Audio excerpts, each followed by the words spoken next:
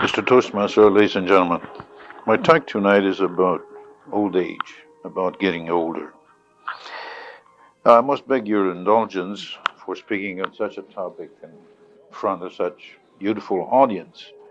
But old age gets to everybody if they live long enough, and so it never hurts to know a little bit about it before beforehand. You may have heard also that old age is a social concern for our leaders because they expect that the majority of our country's population will be old by the year 2010. Now, the ideas about old age that I'm about to share with you are not really mine. In the place where my wife and I go for summer vacation, I got to know very well an old timer, a local old timer by the name of Sam Plumsley. Sam is a bit of a philosopher, and he took it upon himself to teach me a few things about old age, seeing, as he put it, that I'm fast approaching that stage of life myself. Now, Sam's main idea, simply put, is that old age can be dangerous to your health and to your life and should be avoided at all costs. He says that's fully aware that sometimes it's not possible to do that, but he says if there is a way to do it, do it, avoid it, forget about all age. Now, I insist on this, and I try to point out to him that the experts in the field, who are mostly young, refer to old age as the best time of your life, best is yet to come, golden years, and such other endearing homilees. Sam says that that's all crock. I hope you pardon that expression, but that's the exact word he used. He says, look at old age from any angle, from any point of view, and what do you see? You see old people, that's what you see. Oh, that's the crime, crickety, dried up. So take for instance, looking at old age from the emotional point of view. Now, everybody thinks that old age is a time of serenity, of peace and quiet. Not so, as it said. Old people have all sorts of emotional upheavals.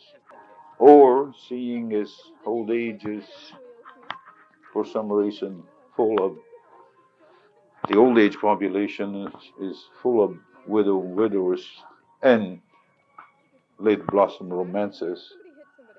Think of the point of the attack of anxiety that a bridegroom must go through when on his honeymoon he finds out that he can sit in the rocking chair, but he cannot get it started. He's also aware that the experts publish books on sex in the old age. Now, Sam says, well, if you get to be old age and you still need a book, well, you should forget the whole sex thing.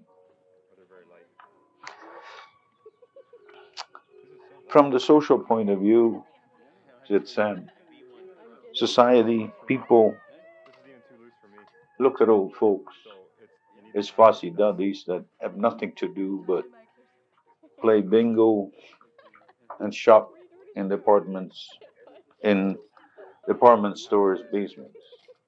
The reason they really shop in the basements is because that's where the polyester stuff is.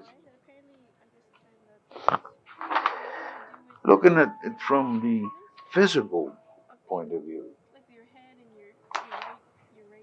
it's even worse. Somebody said that nobody loves life like an old person, but it's pretty hard to bear the bruises of old age. The snap, crackle, and pop that you hear in the morning is not always all of it from the cereal on the breakfast table. Now, as I mentioned before, Sam is aware that most of the time old age cannot be avoided. If it if it sneaks up on you and creeps all over you as it wants to do, Well, by golly, flaunt it. Show it.